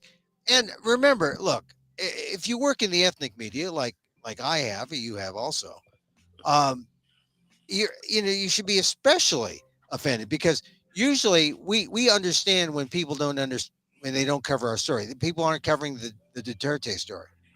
Filipino, Yeah. press, we're covering the Duterte. We're talking about it. No one else thinks it's a big deal in the same way, right? A little way. Yeah. And, Yeah. and then here, and so I'm sensitive when Trump is calling Schumer a Palestinian, and no one is calling him out. It's like when Trump was saying Kung flu or China virus, Sure. Yeah. and people were wondering why Asians were upset. Right. Trump was wondering why we were upset. Yeah. It's because he took an ethnic stand, and it was racist, and it ended up being causing nationwide violence toward Asians. Yeah. So it's a big deal, Yeah. or should be a Yeah. bigger deal. Well, Schumer, I'm sure, has already been this targeted, right, for Yeah, harm, and this may exacerbate that situation for him. I hope not, but that is exactly what is intended. Is basically it's a very cruel act. It's not just about an exercise of power. I was laughing at Trump's exercise of power in this regard because it's so ridiculous. Okay, yeah, but the serious part of the problem is what you've explained.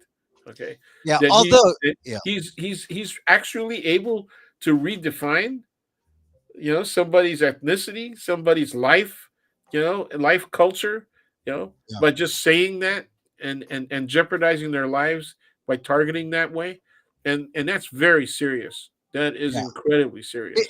it it is, and it's not being played as such. And a lot of it's being downplayed by people saying, that's Trump, or people saying, oh, he can't. It's not really serious.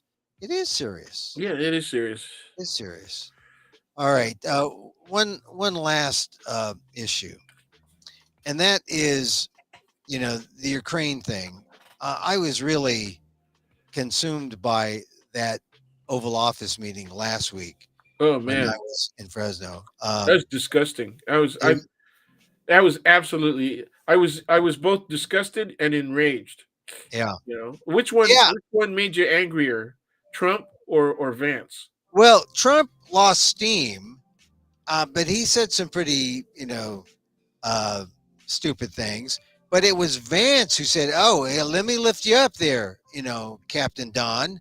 And they Yeah, haven't said yeah, thank you, and then he put words in Trump's mouth. Yes, you haven't been thankful. You haven't been. And then when Trump went into the ceasefire bit, right. and Zelensky, I want a ceasefire. I want a ceasefire. It totally missing the mark because he trusted he trusted Zelensky or excuse me, he trusted Putin over Zelensky, and Zelensky has the experience. Hey, we trusted Putin too. He killed our people. What? It was clear to me what Trump. I was kind of surprised that Zelensky looked ambushed. I Yeah, was surprised that he was not prepared for them doing that because I was suspicious about that invitation to the White House all along. Well, when yeah. it was first announced, I said that guy better be careful. He better have his shit together because All they're going right, to jump him. but look, now he came back. They Yeah. agreed Right. to this ceasefire, although really Well, we'll Ukraine. see what happens. We'll see what the ceasefire agreement contains. That's number one, and whether or not the mineral deal gets written, Yeah, signed. yeah, yeah, yeah, but Putin has already said, "I'm not. That's right. That's I'm not exactly going right. for this. I'm not." And so He's not it's going to do almost it. like this is like a backwards way of negotiating where Putin gets everything. Right. And you can say, well, he's putting pressure on Trump. Well, we know what happens when Putin puts pressure on Donald Trump. Right. He ejaculates, and Well, it's okay. not good for America or the world. Yeah. I yeah. I'm glad you used that word rather than another one. But Ugh, yeah, the I don't want to do it. It's too bad. It's not sacrilegious, but it's close. Well, I'm just saying that I think Donald. he genuflects. He Yeah, genuflects. yeah, Netflix. Yeah, and kisses the ring. So Well, I just hope that Donald Trump. I'm praying for Donald Trump to be strong. I want him to be strong, oh to man, stand up to Putin. Maybe put up sanctions. I don't. I hope he's serious because if Putin is not serious, and we knew that Putin would not be serious about it. So the only reason Trump would do that kind of a display is to again pretend that he's strong. And the only reason he'd be able to do it is because he made a side deal telling, I'm just going to do this show, okay? I'm going to do it's this because showbiz. It's showbiz. Yeah, this is just showbiz. Vlad, you know me. you know Vlad, me. you know me. You can trust me, You okay? got my This, backside, this is Vlad. I got yours. You got my backside, Vlad. oh, You. both knees? You want me on both knees? Okay. Should I bring Hey, pads? yeah. How about the ring? Which ring do you want to kiss? Which ring shall How I long am kiss? I going to be down here? I just. Well, uh, this is the world we're yeah, in. This is the world we're in. it's we're really in a really awful position because yeah, as much as we can joust about this stuff and take liberties, exercising our First Amendment rights, Yeah, and actually base our arguments on fact, right? yeah, We are confronted with many members of our own audience who don't have that same perspective and who yeah. do and who would rather believe in alternative facts. Yeah. Well, they believe in representative government, and their representative is really exhibiting uh, tremendous a lack of mental acuity right now. There you are And being kind again. You are so kind. Yeah. I try to balance it out between being Yeah. kind and because Yeah. you look, I want to take the Dave Chappelle approach. He is our president. Yeah. He is our president. I respect him for that. I just don't want him to do insane things with the economy and with with our well-being. And he is every day. Everybody's doing what he wants. I mean, it's shocking to me. No, The person who shocks me the most because her past record is that she was really sharp and very constitutional. yeah, In her approach to everything as a prosecutor, it's Pam yeah. Bondi. Oh, Pam Bondi. Oh Oh, man, when she I when see. she talks, she's just an absolute surrogate. And it's terrible. It's so Surrogate, sycophant. offensive. Surrogate is, I guess, better than sycophant because sycophant is like demeaning. Yeah, Surrogate just says, "Oh, you're in she has place some of." level of power. She has some Yeah. level of authority. But Yeah, I don't. I never thought. I never expected her to be any more than what she is, and yeah, unfortunately, that is true with almost everyone in that cabinet. yeah. And the thing is, if you have any independence, well, you just You're not gonna be nominate. there. You're not gonna be Well, there. you certainly nominated yourself for Trumpian scapegoat. Yeah, yeah. Oh Yeah, yeah, yeah. someone that Little comes out. Marco, little Marco. Of, Remember what he said? Of course, yeah, if it all goes wrong, you'll know who to blame. I mean, he yeah, said it openly, man. He said that openly. yeah. I can't believe that he got. Well, that's the thing. That's why when you see Marco Rubio, you say, "Oh my God, it's not." Oh He's man. they're just being puppets. It's our people talk uh, Duterte in the Philippines Yeah, when he was clashing with the U.S. He said, "I'm not an American puppet," but we have our own. This is the American version of the puppet government is to have people like Marco Rubio, Pam Bondi, Pete yeah, sure. Hegseth. That's the puppet Don't, government. The don't leave puppet Mike government. out. Don't leave Mike out. Mike Oh the yeah, Johnson. Mike, You Mike. know, Oh, Mike John. Well, God, he's man. not Some of the cabinet, stuff that but comes out of his face is just incredible, man. yeah, Johnson. Yeah, he's a Johnson. It's real. Uh, He's so it's really a bad. Oh my all god. right, all right. That's So where let we are, buddy. That's yeah. where we Oh are. man, it's sad. I haven't talked to you in a while, and I'm gonna go do this KQED thing. Like we have a little thing tomorrow in advance of the Tuesday event, and I want you to come to it if you can. I Yeah, mean, I'm gonna check out our schedules.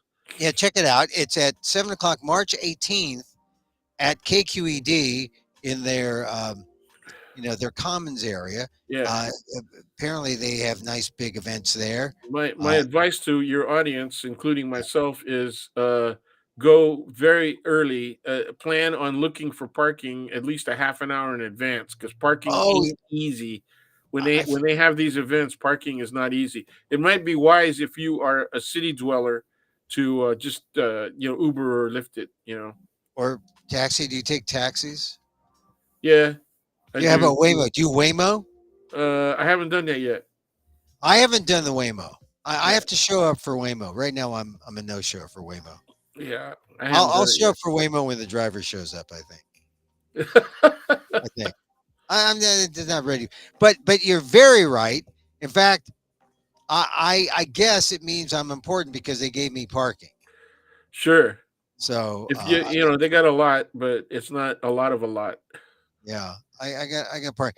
But you're right. You got to show up early, and but it should be fun. And I'm going to tell a story. And the reason why I want to tell this story is because we forgot to talk about this. Gavin Newsom is out there on all the podcasts, on his podcast, but he has all the conservatives on. Charlie Kirk. He had Steve Yeah, Bannon. yeah, Steve Bannon didn't challenge Bannon on the fact that Trump is an election denier and all these election deniers, and that's a thing that is sort of set up on a tee for a Democrat like Newsom to like hit out of the park. But the big news with Newsom is that he abandoned the trans people in terms of trans women in women's sports. women's sports. He said, I mean, well, I don't know if he abandoned it, but he said it's unfair and yeah, it's a grossly. fairness issue. He said it's a fairness issue. It's about fairness. I think there's some room to define that with greater acuity. Okay, and it ain't going to be easy. It's not going to be easy to do that. Yeah, I said that that that that Newsom was a politician in transition, meaning he's trying to figure out where to stick his feet on the common ground that will get him the most voters, and it's Well, not it was pretty. what Obama said of himself. I'm evolving. I'm Yeah, evolving on this issue. evolving. Yeah, it's not pretty. It's not pretty, and this is one No. reason why, if you're not a politician, this is something to be thankful for. You don't have to beg for money. You don't have to figure out where to stick your feet because you want to please everybody, and which makes you a liar.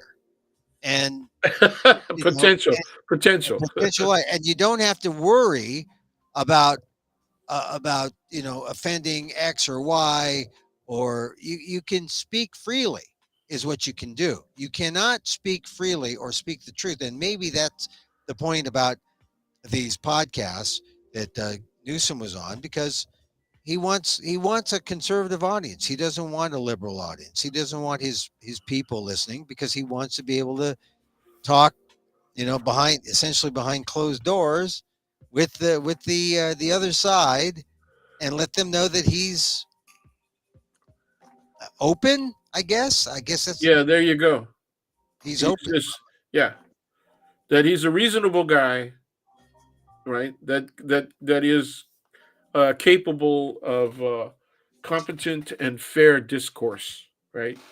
Yeah, On a broad variety of issues. So but if he's you he's just he's trying to move away from. Remember the day when he said, "Whether you like it or not." oh yeah, whether you like oh yeah, that was my line, or that was Trump's line, but I use that in my show. That you know, I'm gonna help the women. I'm gonna help the women whether they like it or not. That Right. usually ends up in a rape charge. That's the problem with that line. Yeah, yeah. So No, that brings back too many memories about my friends at the bar Which bar? imitating Tommy's? any bar, Any bar. any bar that happened to be there. Yeah. But yeah, not So that kind of bar, the liquor bar.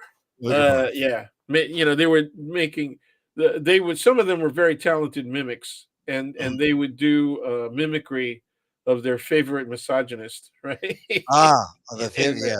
Yeah. Yeah. a variety of different misogynists too, man, coming from mostly from showbiz and a couple of comedians as well. Yeah. But yeah, Hey, so Dan, I just to bring us back to Hello Asian.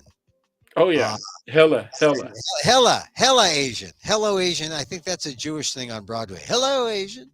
yeah. Hella Asian. That's you say the Hella Asian. That's a NorCal thing, but you say East Bay, huh? Yeah, Mostly. well, it really hella originated in Oakland, as far as I know, Hella. and but then everybody in the east, the whole Bay Area, adopted Yeah. it. Uh, But Well, that's like 20, 25 years old now. it's old. It's old. It's It's like old saying, as "Oh, hell. 30 years old. I'm cool because I say cool." No, they've been saying cool for a long time. I'm sorry. Yeah. KQED.org/event/4956. You can register in person or register for the live stream. It's March 18th, 7 p.m., and it's at the Commons, KQED, 2601 Mariposa. And tickets, hey, look, it's a benefit. You're going to pay a price for a benefit, but you get two drinks, two No, you food get items, two foods and one drink. two food, one drink. Yeah, and if you want more food, if you're a glutton, hey, proceeds go to support AAJ San Francisco. So that's going to be available. There's this South Asian woman, Alicia Dillon, comedian. So we can expect She's pretty some. good. She's good. She's funny. You've seen her? I checked her out on YouTube. Oh, I haven't seen her. All right, so she'll probably have some good Diwali jokes. Emil Guillermo, he's on. He's a journalist. I've heard of him. I've Yeah. heard of him. David Louis, KGO, remember Channel I 7 remember from the old days. He was from one the of old the days. first, back in One of the the old first days. Asians, and he had no hair at the beginning, and he had less hair at the end. And but he was still full of integrity.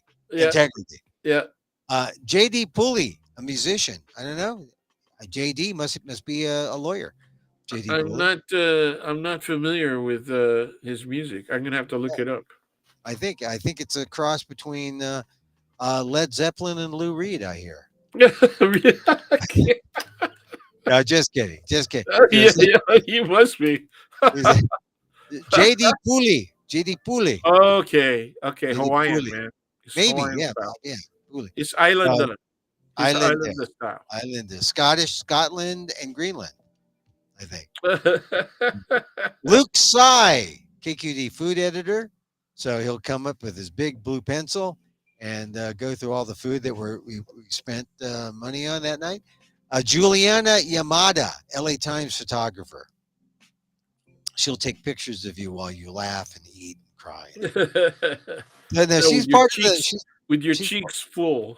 Yeah, she's part of the thing, Juliana. So she probably has a great story to tell. Because we're talking journalists, we're talking journalism, and the proceeds are going to help the Asian American Journalists Association, San Francisco Bay Area chapter, pay for give scholarships to young journalists. Why would Yep. anyone want to go into journalism? You say, well, clearly there's still people have callings. I remember when I'm a journalist because I actually read the Chronicle. I like the columnists. I always loved the columnists in the newspapers, sports, regular, op-ed. So that's I think why. a lot of people like the editorials in the old days. Yeah, and it's important. It's important. So all right, so there you go. So check it out. Buy your tickets. It usually sells out, and I wouldn't want you to be shut out. It Hella definitely Asian. sells out early. That's the other advice. Yeah. Yeah. And get there at kqed.org/events/4956. It's Tuesday, March 18th. So there's nothing good on TV then. And everything on Netflix you saw on the weekend. Everything on Netflix you saw on the weekend. And you binge. So come to a live event. 5 years. We didn't talk about this either. I'm finding all these things I wanted to talk about. 5 years after COVID. What do you think, Dan? 5 years after the beginning of COVID. Yeah, you Sad. mean yeah? In 5 years, did COVID end in? Uh, No, 5 years since the beginning. Since the okay, beginning. that's like it. Five years That's since the better. beginning of COVID. And Yeah, sad. 2020. You know, the yeah, yeah. lost year. I Uh, remember I was very happy that we had just gotten back from Spain and Portugal yeah, yeah, when the first, they didn't identify it yet, but there was already something happening. yeah, Nope. yeah. And Anyway, what is the one thing that you remember from COVID that you are?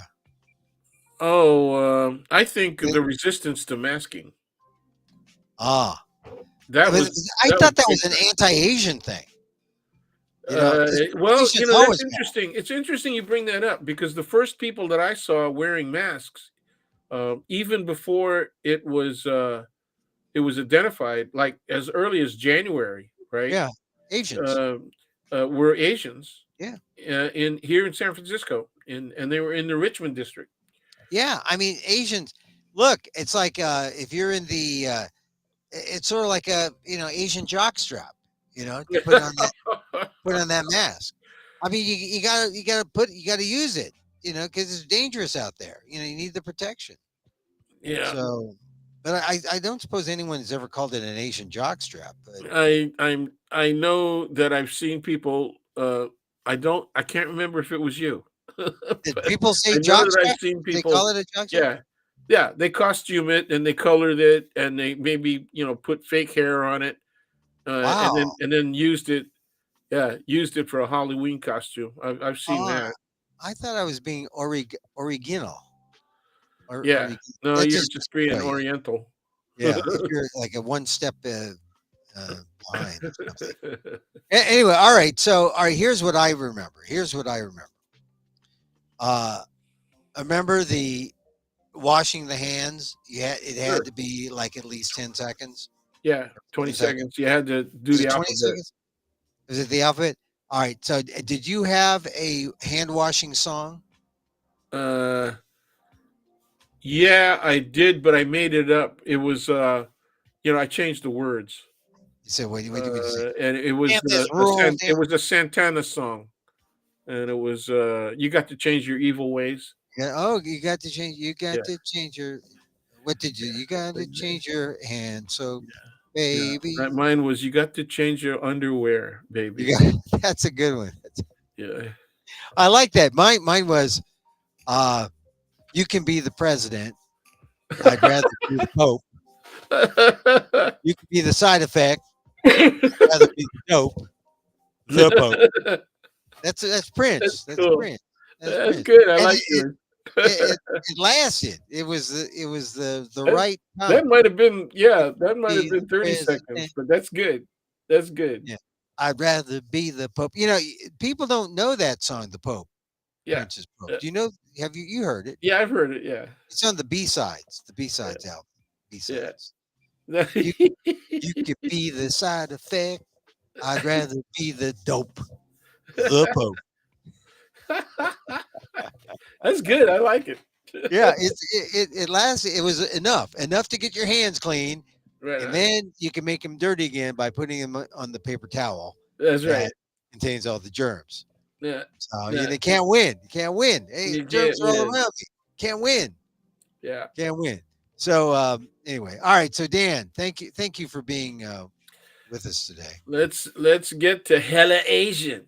Hella Let's Asian, get to hella Asian. hella Bridging Asian, the Bay. bridging the Yeah. bay. Uh, March 18th, 7 o'clock Tuesday. And Yeah. look, you can if you don't want to hassle traffic, you can register for live stream. I don't like it necessarily because I think you should be in person. But if you can't be in person, you got your choice here. You can register in person, register live stream. It's all good, as they say. Let's see. Let me click on register live stream. Where does it take me? It takes me to hella Asian. See, there it is. General admission, live stream, and join AAJA. And there you get a little map. It's good. It's good. I'm doing. And look, there's a phone number you can contact someone. You go to live@kqed.org, or you could go to 553-2133, area code 415, and you can get your tickets. So there, hella Asian there. Hella Asian bridging the bay. So I hope people go. I mean, I'd like them to go, just because AAJA has meant a lot to me, and this is a way to give back, where it doesn't come directly from me, but it comes from from the public, from something that I'll be a part of, a thing, storytelling. All right, Dan. Thank you very much. Thank you very Thank much. you. Thanks for having me, and have a good weekend. Yeah, Stay healthy. yeah. Stay healthy, and I'll be in touch with you. And thanks. I'm glad. I'm glad that you're well. I thought maybe something had happened. That No, maybe. I just was I screwed up my messages. Oh, So that's all right. That's all right. I mean, I understand. I didn't take it personally. I didn't take it personally. yeah, Um, no, I know that you yeah, you did. You felt harmed. But that's okay. I That's did. okay. I did. All You right. you held me suspect. That's all right. No. All right, Dan. Look, we'll see what happens if there's a shutdown on Friday, and we'll probably replay this tomorrow. But thanks, Yeah, thanks, yeah. Dan. I hope there's not. I really am. I think you probably do too. I hope there's Oh, not a yeah. shutdown.